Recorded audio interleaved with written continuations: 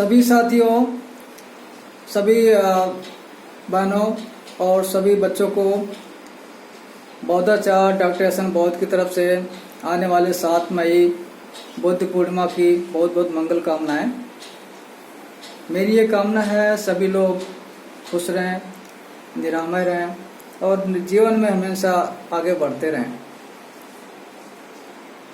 अभी जो लॉकडाउन की स्थिति है, इस स्थिति से निपटो और आने वाले 7 मई को हमें बुद्ध पूर्णिमा को बड़े ही पावन तरीके से मनाना है, शांतिपूर्वक तरीके से, और ज़्यादा से ज़्यादा बुद्धिज्म का प्रचार प्रसार करना है। ज़्यादा से ज़्यादा लोगों तक बुद्ध की विचारधारा, बाबा साहब की विचारधारा का प्रचार प्रसार करना है। जिस तरह से मनुवादी ताकतें आगे बढ़ रही हैं उसको कमज़ोर करने के लिए और बुद्धिज्म का प्रचार प्रसार करने के लिए सभी को एक साथ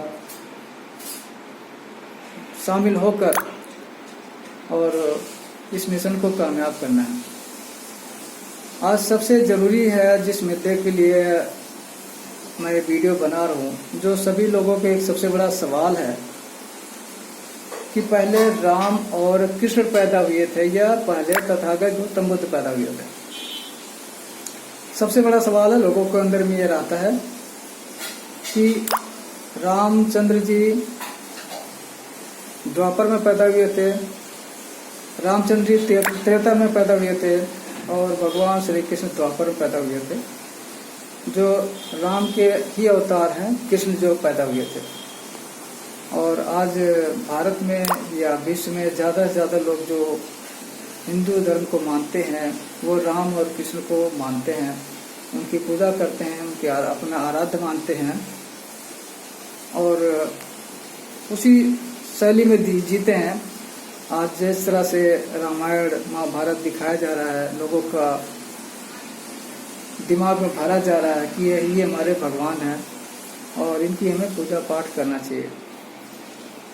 आज मैं आपको जो बताने जा रहा हूँ, शायद कुछ लोगों को बुरा लगेगा, लेकिन ये जानना बहुत ज़रूरी है कि जहाँ तक हम इतिहास की बात करते हैं तो उसमें रामायण और महाभारत, रामायण जिसे महर्षि वाल्मीकि ने लिखा, जिनका पूरा नाम या पहले का नाम अग्नि शर्मा था, और महाभारत जिसे लिखा वेद व्यास ने, उन्होंने महाभारत लिखा।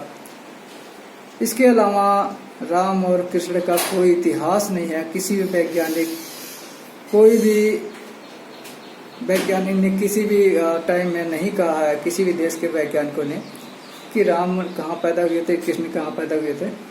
सिर्फ इन्हीं 2 ग्रंथों में है।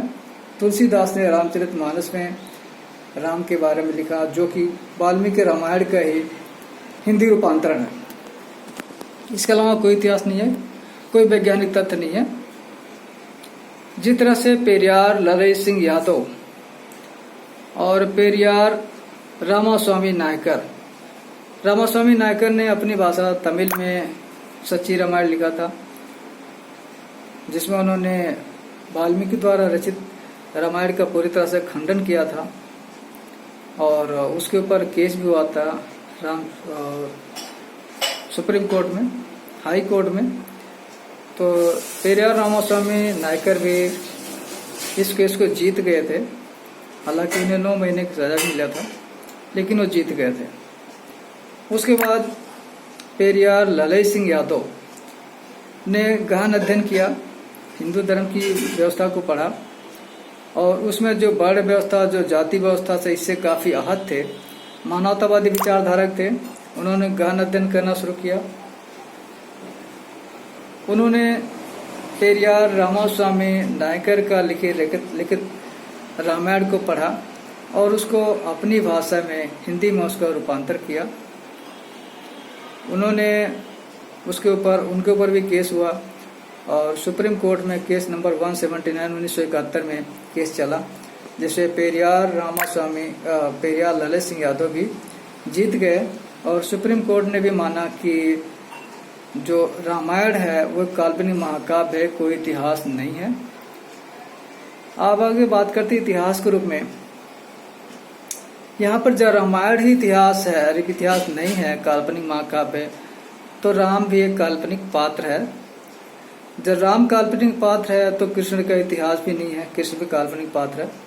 इससे यहाँ से साबित होता है। दूसरी बात है, अगर हम इतिहास में जाते हैं तो जिसे हम आज अयोध्या कहते हैं, उसका नाम साकेत था। ये आपको पढ़ने को मिल जाएगा, जानकारी मिल जाएगी। और रामचरित मानस के अंदर भी अगर बात करते हैं, जो इन्होंने रामायण में जो बात करते हैं, अब सीता को कहते हैं कि सीता को रावण ले जाके अशोक वाटिका में ठहराया था। तो इसका मतलब समझ सकते हैं अशोक वाटिका अशोक की बना हुई वाटिका था। तो इससे आपको साफ जाहिर होता है कि ये सब जो रामायण महाभारत जो ग्रंथ लिखे गए हैं, ये सब बुद्ध काल के बहुत बाद लिखे गए हैं। बुद्ध पैदा हुए थे तथा 563 ईसा पूर्व, अर्थात ईसा मसीह के पैदा होने के 563 साल पहले। तो इस तरह से जो भारत का मूल धर्म है वो बौद्ध धर्म ही है। बौद्ध के बाद ही सारे धर्म आए, ईसाई धर्म आया, इस्लाम आया, सिख धर्म वगैरह तो बहुत बाद में आए हैं। उसके पहले जो धर्म था जिसका बुद्ध ने विरोध किया था, उसे ब्राह्मण धर्म कहते थे, क्योंकि ब्राह्मणों का बनाया हुआ धर्म था। ब्राह्मणों ने अपने हिसाब से वर्ण व्यवस्था बनाई थी, जिसने अपने आप को सर्वोपरि रखा था और बाकी सभी को क्षत्रिय वैश्य शूद्र में डिवाइड किया था और इस हिसाब से वो राज कर रहे थे। इतिहास के अनुसार देखते हैं या अपने धार्मिक ग्रंथों के अनुसार भी देखते हैं, तो इतिहास के आधार पर कहीं भी राम का और कृष्ण का कोई इतिहास नहीं मिलता, या जो इनके ब्राह्मण के हिंदू धर्म द्वारा जो निर्मित भगवान है, देवी देवता है, इनका कोई इतिहास नहीं है। सिर्फ सिंपल इन्हीं के द्वारा रचित है और इन्हीं के मानने वाले लोग उनको मानते हैं। इसके अलावा विश्व में कोई भी लोग इसको नहीं मानते। अभी धीरे धीरे जैसे लोग जागरूक हो रहे हैं, जिन्होंने इतिहास को पढ़ना शुरू किया, जिन्होंने बाबा साहब डॉक्टर भीमराव अम्बेडकर को पढ़ा, जिन्होंने ज्योतिबा राव फुले को पढ़ा, जिन्होंने पेरियार रामास्वामी को पढ़ा, जिन्होंने पेरियार ललित सिंह यादव बौद्ध को पढ़ा, वो सब इस व्यवस्था से बाहर निकले और इतिहास को पढ़ना शुरू किया। जब इतिहास को पढ़ते हैं तो वहाँ पर राम और कृष्ण के बारे में कोई इतिहास नहीं मिलता। सबसे ज़्यादा समझने वाली बात है कि जो हमारी सरकारें हैं, जो वो नहीं चाहते कि हमारे देश की पब्लिक जागरूक हो और वो अपना सच्चा इतिहास जाने, इस ब्राह्मणवादी व्यवस्था से बाहर निकले। बुद्ध राज जिसको आज विश्व के 125 कंट्रियां मानती हैं, समतावादी समानतावादी विचारधारा है, जहां पर मनुष्य को जीने का सही मार्ग दिया गया है। प्रज्ञाशील करुणा है, पंचशील है, 5 शीलों पर चलकर इंसान एक अच्छा इंसान बन सकता है, व्यक्ति का अच्छा इंसान बन सकता है, जातियां खत्म हो सकती है, मनुष्य तर्कवादी बन सकता है। लेकिन हमारे देश का सबसे बड़ा ये दुर्भाग्य कह सकते हैं कि हमारे सरकारें, हमारे जो फाइनेंशियल स्ट्रांग लोग हैं, हमारी जो मीडिया है, वो इस देश की सच्चाई को छिपाना चाहती है और आडंबर पाखंड को इस तरह से बढ़ावा दे रही है कि लोग उसी अंधविश्वास में फंसे रहें, बाहर निकल ही ना सकें। हमारी कोशिश है कि जो लोग जागरूक हो रहे हैं या जागरूक होना चाहते हैं, खुद सम्मान से जीना चाहते हैं, अपने बच्चों को सम्मानित जीवन देना चाहते हैं, तो इस आडंबर पाखंड से बाहर निकलें। विश्व के सर्वप्रथम सर्वश्रेष्ठ वैज्ञानिक थे तथागत गौतम बुद्ध। गौतम बुद्ध को किसी बाबा के रूप में देखना, किसी साधु संत के रूप में देखना बहुत गलत है। जो लोग बुद्ध को महात्मा कहते हैं, महात्मा शब्द उनके लिए गलत है, उनके लिए नहीं है। बुद्ध एक वैज्ञानिक थे, उनके लिए तथागत शब्द है। तथागत का अर्थ होता है तथ्य को जाना और उस पर चला। तथागत गौतम बुद्ध ने खोज किया था मध्यम मार्ग का। मध्यम मार्ग वो है जो जीवन जीने का सही मार्ग है, न ज्यादा कठोर है और न ही ज्यादा लूज है। तो मध्यम मार्ग है। मध्यम मार्ग पर चलकर इंसान जानवर से, जो अब जानवर बना हुआ, जो जातियों में बटा हुआ, जिसके अंदर अंधविश्वास पाखंड कूट कूट कर भरा हुआ, वहां से निकल करके अच्छा इंसान बन सकता है। मेरी ये कोशिश थी कि सभी लोग आगे बढ़ें।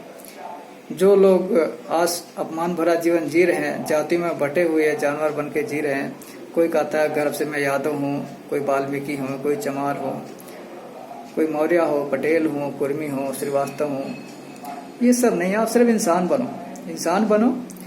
जब आप इंसान बन के सोचेंगे तो सभी इंसान बराबर हैं। जब आप अपने आप को श्रेष्ठ मानेंगे, दूसरा नीच क्यों? आप सोच सकते हैं जब बच्चा पैदा होता है सिर्फ बच्चा ही होता है, कोई किसी जाति नहीं होता, कोई धर्म नहीं होता। तो उसी तरह से जाति धर्म से आगे बढ़ें। बौद्ध क्या विचारधारा है? बौद्ध में सभी आ सकते हैं। बौद्ध का मतलब बुद्धि से, विवेक से, ज्ञान से। बुद्ध का मतलब होता है जागृत मस्तिष्क। मैं वीडियो को ज़्यादा लंबा नहीं करना चाहता था। मेरा मकसद था लोगों को सही शिक्षा देना। और जैसे बुद्ध पूर्णिमा आ रहा तो हमें बुद्ध की बातें और बुद्ध का सिद्धांत को प्रचार प्रसार करना बहुत जरूरी है।